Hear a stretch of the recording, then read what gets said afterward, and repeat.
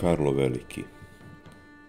Karlo Veliki je bio franački kralj od 768. godine, kralj Italije od 774. godine, a od 800. godine prvi car Franačkog carstva i prvi car u zapadnoj Evropi nakon propasti zapadnog Rimskog carstva 3 vijeka ranije. Kao sin kralja Pipina Malog nasledio je oca i vladao zajedno sa svojim bratom Karlomanom, sve do bratove iznenadne i neobjašnjene smrti 771. godine.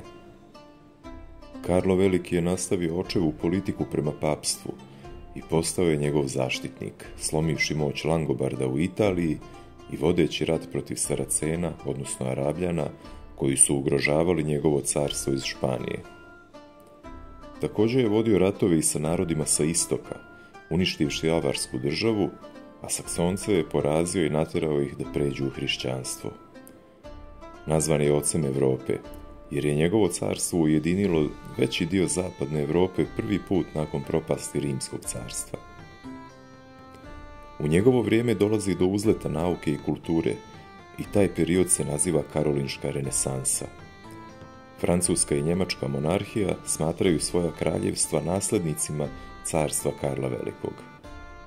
Karlo Veliki je umro 814. godine u prestolnici carstva Ahenu u današnjoj Njemačkoj.